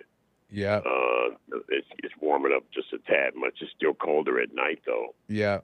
But pretty nice day up here in the Bay Area. Oh, I love the Bay Area too. The weather over there is always nice. SD. Yeah, it's a little bit more like kind of East Coast like. Nice. Yeah, a little bit more wind in LA. Right on, William. I appreciate it. Call me again or call Hake again. All right, man. Like I said, man, don't even worry about that stuff that you're hearing about him because none of it matters. You don't see him jumping, hooping, and hollering about it. Exactly. Good point. You know, you're sitting up hoping somebody's guilty or something for what? Because you know you're going to win. Yeah, they scared. It's just called winning. It's just called winning. Right. Right on, William. Appreciate it, man. Talk to you later. All right. Let me get to Pete really quick, and then I'm gonna get to the story. I'm getting to it really quick. Hold on 1 second, Pete. Let me make sure I say this because James wanted me to read these. James got some coffees, and I want to make sure I read his coffees on this show. So John Zimmer sends Hake a good amount of coffees. I don't know if he ever mentions how much, but a nice amount. Right on, John Zimmer. He says, Joel doing Hake and JLB well. Awesome. Joel 2, caller 0. Nice. Right on. Winning. Appreciate it, John Zimmer. C on C. Samson captured by the Palestine. Uh-oh. I'm not sure what that means, but right on, Sion. Samson captured by the Palestine. Appreciate it. Linian Chin. The calm and honest way Joel handled Go Hey Joe Kenyon and Toenail Tony reflects fine inner stillness. He has awakened the magical Negro status that Jesse encourages, unlike that woke lie of a movie. Right on, Lineage, and I appreciate it. The kind words. But the Toenail Tony, I'm dying. What? Linian Chin, the Prance Report. Blah, blah, blah. I can't read anything else. And at one time, you lost me, Linian Chin. You're sending the wrong things to the wrong person. But we appreciate it, Linian Chin. Hake appreciates it. Amazing stuff. How's the chat doing? Joel gets 10% of Hake's coffees. Let me see. He pushing. Let's go to Pete out of AK. Alaska. Pete, welcome to the show. You're on the air with Sean and Joel. Good morning, gentlemen. Morning. Yeah, it's not Arkansas. No. I know. I almost said it, Pete. I felt it going on. Anyway, I was just going to call in. I heard you guys make a question about dinosaurs there, and then I realized I was lagging behind a bit, but I was just going to say it was unfortunate that we're nearly out of dinosaur poop. We've got to go solar. But shout out to Maze. Shout out to Maze. I think her, maybe just everybody really ought to take a look at that character Baphomet and what that all represents, and you can kind of see it running parallels with the way the narrative, so to speak, of evil runs parallel with what that all represents. You know, it's worth looking into as opposed to tearing down somebody who's trying to stand up for the beliefs that kind of gave us our freedoms and founded the country of Christianity. Love it or hate it, it's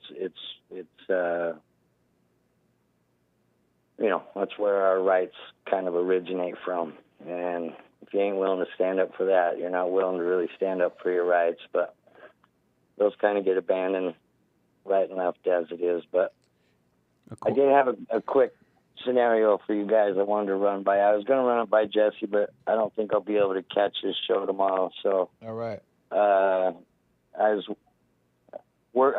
been working this night shift for the last month and a half or so, and the wife of the guy that hired me on to help him had a friend come in. I just was overhearing them, and the gal said that when she came in, she was upset and distraught, and she said that she had to save her son with a Narcan.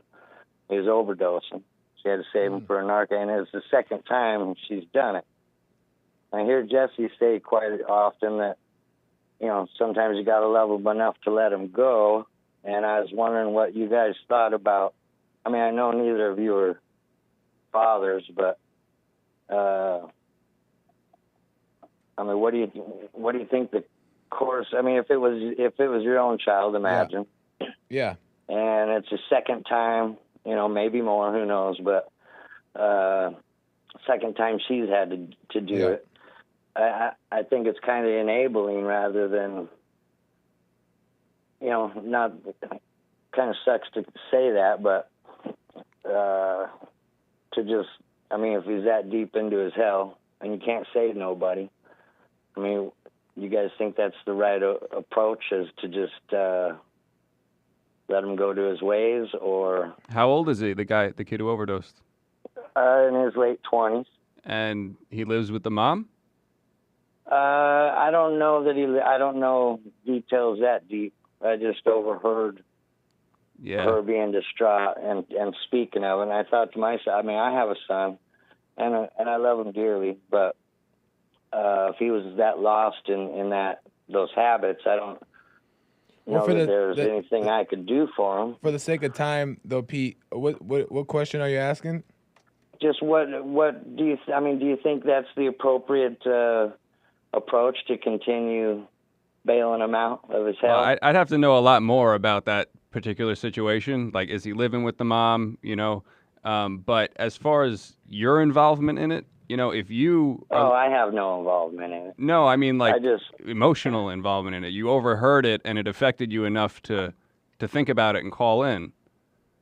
Sure, I guess. Right. I'm just reflecting on if it was my son, I'd probably just let him go to his misfortune, really.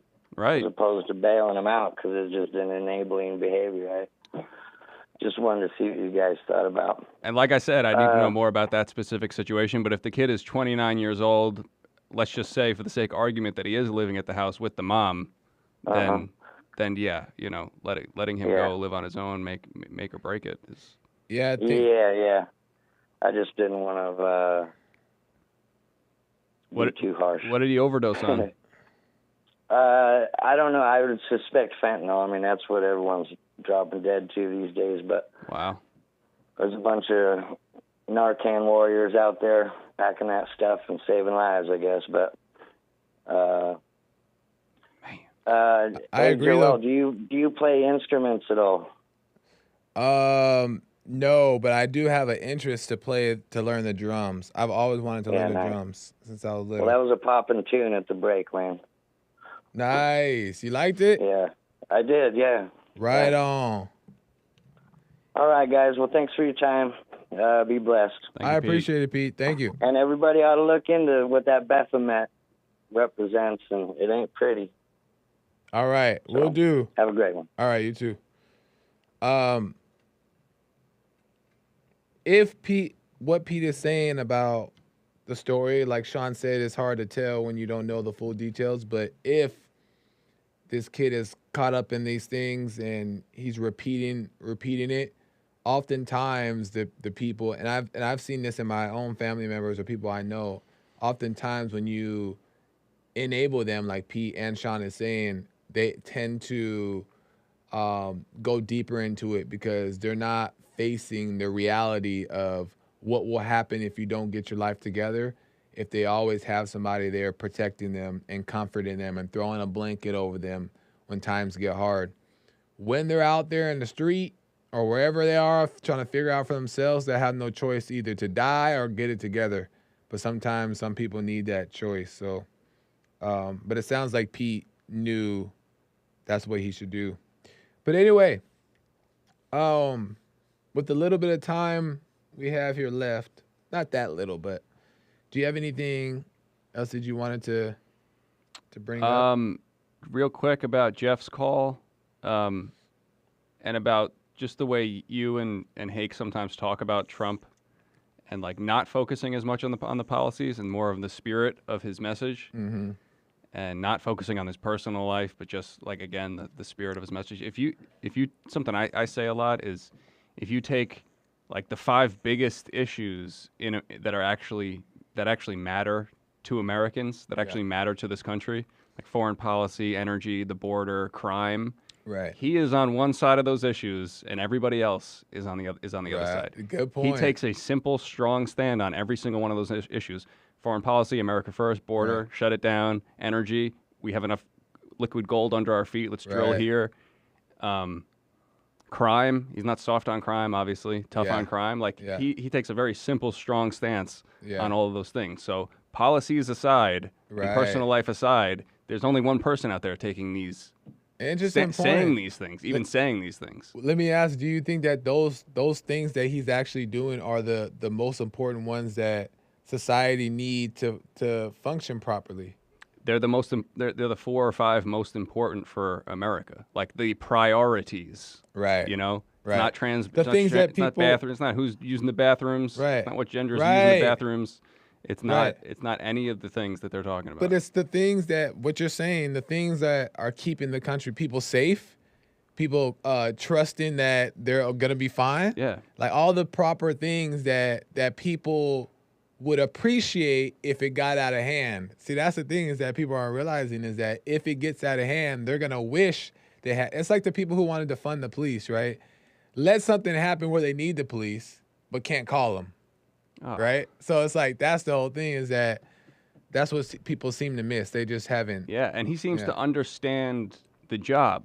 You know, he understands the limits of his job. He's there to do a specific thing and not to overdo it. You know, just to make it. You know, they say America is the, you know, people who trash America and say it's always been racist, it's never been the greatest. When was America ever great? Right. So I heard someone say that America is the nicest house in a bad neighborhood. And it's always been. You know, it's always been the nicest house in a bad neighborhood. Like you could say, yeah, well, the house has issues, you know. Yeah, but it's the nicest house in a bad neighborhood, which is the world. Right. And he has his finger on the pulse of what, like, the average American, well, that's why he talks the way he talks. Is because he's speaking to common Americans. He's speaking to everyday Americans. He's not speaking to the elites. He's speaking to the everyman. He's speaking their language. He's speaking the language. He's keeping it simple so that it's easily accessible to everybody. And he is focusing on what actual people want to focus on. Yeah. That's such a good point. And I think that like on top of it, people tend to miss like the part that everybody who's emotional or overreacting want within themselves is to be tougher, to be stronger. Right. But then when they see it, they don't recognize it as what it is. But I love that about Trump too, is that like how solid he is about different things.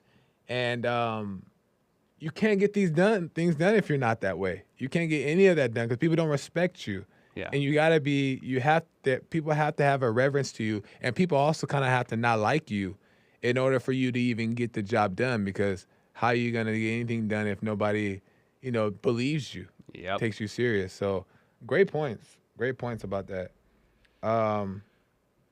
Eat your heart out, Joe Maystone. Right on. So I wanted to get your take on this. You can tell me what you think. So I don't know where it was, but, and you can call in, guys, 888-775-3773. There are lines open. And send Hake, buy me a coffee. So that way I could read them. I don't know where it was or who told me, but there's this thing because the Oscars was, I think, like 3 days ago or like last week sometime. Yeah. And I didn't realize I don't really watch Oscars or the Grammys or anything like that.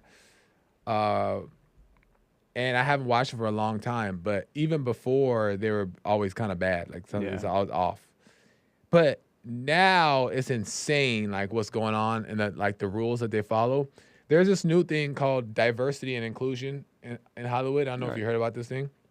And I found out by looking up a little bit more about it, what it is that they've been having this for like the past 3 years, but they really started enforcing it this last Oscars.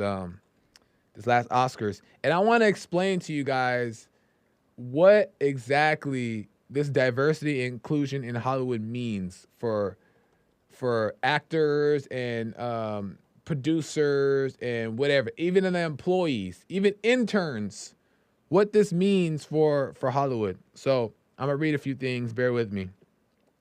It says, the Academy of Motion Pictures, Arts and Science announced a new representation and inclusion standards for the Oscars.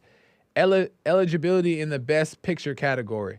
So these are the requirements in order for your movie to be in the Best Picture category. It says, as part of its initiative, these standards are designed to encourage equitable representation on and off screen in order to better reflect the diversity of the movie-going audience. The movie-going audience don't care. They just want to see a good movie. But the aperture, it says, the aperture must widen to reflect our diverse global population in the both creation of movie pictures and in the audience who connect with them. Submitting to a confidential Academy Inclusion Standard form will be required for the Best Picture consideration. However, meeting these thresholds will not be required for eligibility in the Best Picture category until 2024, so the last Oscars. So this last Oscars that happened last week is where this inclusion thing was introduced. And the people who weren't a part of the inclusion thing did not get nominated for the Best Picture. Insane. But let's go on. It says, for the Oscars, 2024 Oscars, a film must meet 2 of the 4 standards.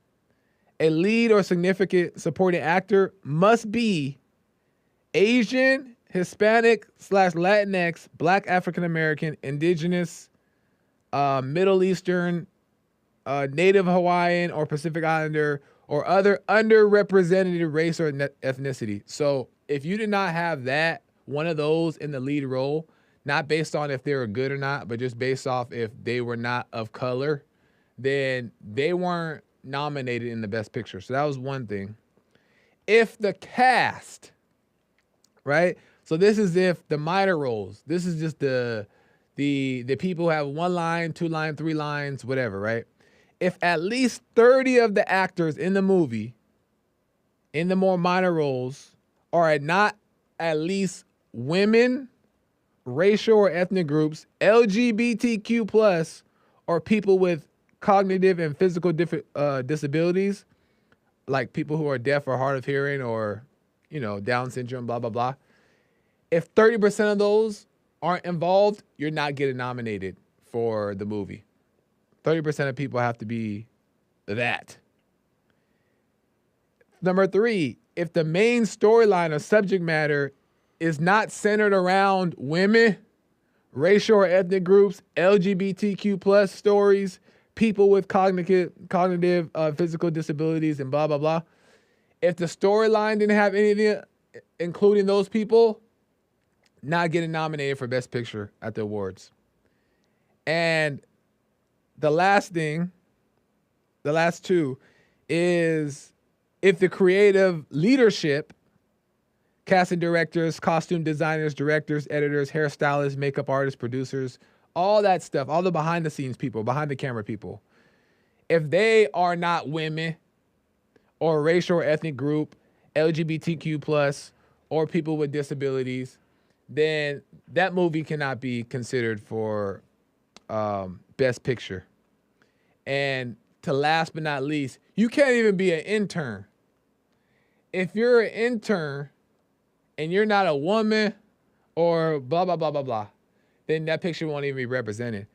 And I was thinking, like, if anybody who shows up to the Oscars after knowing that, your soul is sold.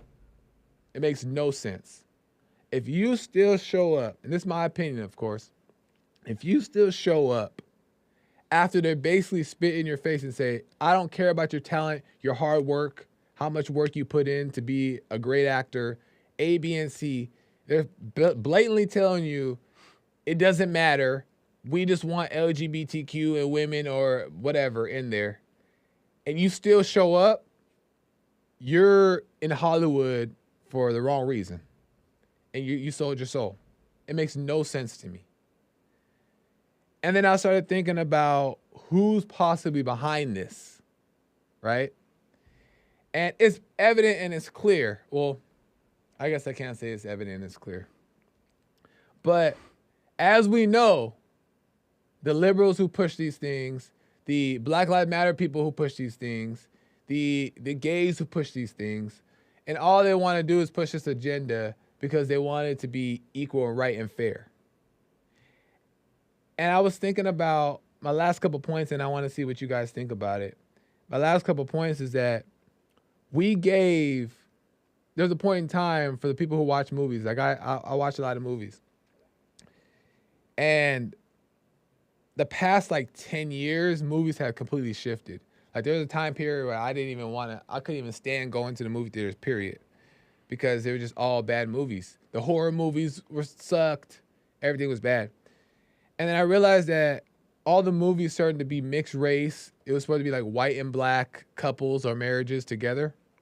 And the white and black marriages were the couples that didn't even make sense. They didn't even look good together. It was just like one dark African man and one European white woman. And it just didn't make sense.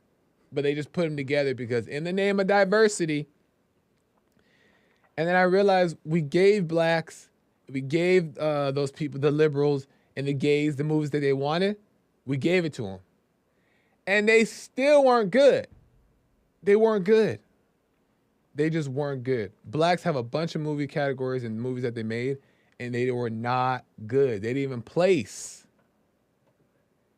And then I was thinking and I have some ones I want to show. I'll show them in a second. But we gave them the opportunity to, with this whole diversity and inclusion, the good actors and the good actresses stepped aside and said, okay, make your movies. And they made them, and they're not good. And they don't even compete against the other movies. And I have proof. But I want to ask Sean real quick, do you agree with me or not about how insane this diversity and inclusion is? It's to demoralize people. Yeah. The last thing they want is you to be thinking as an individual. They want that group mentality in your head at every chance that they get. Why do you think that they blatantly say it's really against the white people, but if you're good and talented, you're not being fair. Yeah, and it's we were going to report on this earlier last week. White women are part of the minority list. So it's really just white men. It's really just straight white men. Yeah. So, and it's also the diversity quotas, like Oppenheimer won. Best picture, I think. Yeah. It's a completely white cast, but they fulfilled those certain criteria off screen. So because it's not just on-screen diversity. Yeah. If you have a certain level of off-screen diversity, you fulfill the certain requirements and blah blah blah. But they throw around the word equity. Yeah. This is what Hake would call a commie buzzword. Yeah. It's an evil idea. It's an absolutely evil idea. It's anti-American. It's Marxist. Equity meaning equality of outcome. Yeah. America's all about equality of opportunity. And equity is about everyone ends up in the same place. That's why people use the word equity and not equality. First of all, Kamala Harris, Biden, the whole administration, they use the word equity all the time. Equity this, equity that. It means equality of outcome. Everyone ends up in the same place. That's insane. Not everyone has the same opportunities, but everyone ends up in the same place. Same place. Which so like a socialist type of... Absolutely. And it's evil. Yeah. No, I was going to say something, but I forgot. Why do you think that? Why do you think that they blatantly are okay with knowing that I'm not good enough, but yet it's not fair that you get to still do it? Like, because everybody knows that they're not good enough. Because you have to first realize you're not good enough in order for you to complain, right?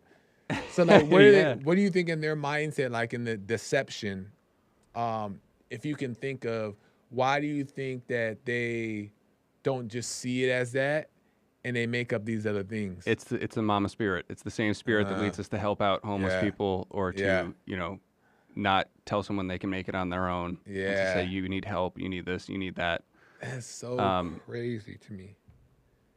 Yeah, and they get a good feeling out of it. And that's addictive. They're completely addicted to that feeling that they get when they lift someone up. It's not about the other person. Yeah. Or else they would let them do it on their own so that they can grow and become better. But that's a good point. And I wonder if it's the people who lifted them themselves up that now becoming mama, right? You know what I mean? Like, or is it people who are like thrown in there, mama spirit, and they're being they were mama'd, now they're being mama'd? Or is it somebody who feels this weird mama thing, even though they're the ones that worked hard to get there? That's interesting. I've been watching this guy on YouTube. I won't say who it is, but I've been watching this guy on YouTube. And I wonder if I could talk about this without like doxing who it is. He rebuilds engines. He's an auto mechanic. Okay. There's enough out there where they won't know who I'm talking about. But he's an auto mechanic and he rebuilds engines, and he's the best in the country at it. He's like unbelievably good. He built up his entire business on his own. Nice. No one gave him his business. He has the best auto mechanic shop in a particular state that he operates in. And I don't understand a word of what he's talking about. I don't understand machine, but I watch it anyway because it's so good, and his tone and everything. He's like just so professional. He's got all the best equipment in the place. Yeah. And his whole point is to advocate for better practices among auto mechanics. They have such a bad reputation for screwing people over that he gets on this channel and says, listen, this is how we do it at our shop. This is what you should be doing too. You shouldn't be lying to your customers. You shouldn't be doing this. You shouldn't be that. So this is a guy who pulled himself up by his bootstraps, created a multi-million-dollar business, and instead of donating to other auto mechanics or donating to creating a charity, he gets on YouTube and he says, listen, you got to be better. Exactly. He calls them out and makes these very detailed YouTube videos. Say, look, this is what I'm doing for this customer. This is the specific problem that the customer came in with. This is how I'm handling it. This is what I'm saying to he lays out his whole process and then says, listen, you should be doing it like this. Right. And the reason I love that, because that's laying it out and saying that if you don't take this route, you're stupid and you're lazy. Pretty much, right? Because the thing is, even with that, it's the work that people don't want to do. It's the work. Exactly. They don't want to do the work. Exactly. And they think, and they know, they pretend like they think that it's not they don't know how, but they're not willing to figure out how. They don't want to put the work in. So it's just a freaking mess. But really quick, because we're running out of time, Hassan, I have some photos in there. You see the photos? I have box office numbers. I have throw them all in, and then I want to start off with Creed. I want to compare these numbers real quick. Box office numbers to the diversity and inclusion movies versus the movies that have white cast in them. Okay, we're going to compare the difference, and we're just going to let the numbers speak. Numbers don't lie. Numbers don't lie. Let me know when you got the... Okay, so this is Creed, right? So we know Creed 1 and 2 and 3. Well, Creed 3 did box office most tickets sold was $274 million worth of tickets, right? So that was Creed, okay? Now we have Little Mermaid. So Little Mermaid was originally a white fish / girl, but now they made it a black one for the black girls, and that made $569 million, right? So it made like more than Creed and blah blah blah, but it's at 569 million tickets sold or money sold, whatever. That's the black version of Little Mermaid. And now we have Straight Outta Compton. You guys remember Straight Outta Compton? That had 201 million dollars worth of tickets sold, right? Straight out of Compton. Now, these are all black movies, black-inspired movies, black power. It's about about diversity type of vibe, right? So those are those. And they did pretty good. But now let's look at the ones with the white cast. Let's look at Barbie. 1.4 billion. 1.4 billion. Not million. 1.4 billion. 2 white lead actor and actress. Let's look at Top Gun. Where is it at? 1.4 billion as well. Billion. Tom Cruise, white man. 1.4 billion. Okay? Let's look at Iron Man. This is actually wrong. 1.2 billion. I put it wrong. I meant to put 1.2. 1.2 billion in Iron Man. And Iron Man has three series, and all of them they made billions. That's crazy. All of them made billions. And this is not because they're white. They're better. Why is that so controversial? Better movies. Better. Yeah, there you go. But they're better. These people are better at what they do because they're not crying for a handout. They're not crying that it's unfair. They're not crying that they're not making enough money. They're not crying that they're competing against racism. They just go out and make movies. If it wasn't for Denzel and Will Smith, I don't even know if black people even be in the mainstream movies. There's probably some other good ones there. There definitely is, and I'm not just thinking of them right now. But Denzel and Will Smith really have like paved the way for black people in movies. And among other ones that back in the day that I'm not familiar with, so I'm not saying that there's none, and there's people that paved the way for Denzel and Will Smith, but I'm talking about right now. Denzel and Will Smith are the reason why, and they're not even into the black thing like that, like the other black people are in the movie industry, which is why they do so well, because it's talent. Will Smith is talented. Denzel is one of the greatest to do it, in my opinion, in my time. Talent-wise, work ethic. Not these other people that want the title, but they ain't putting the work in. What did Cat Williams say? I wish I could play it.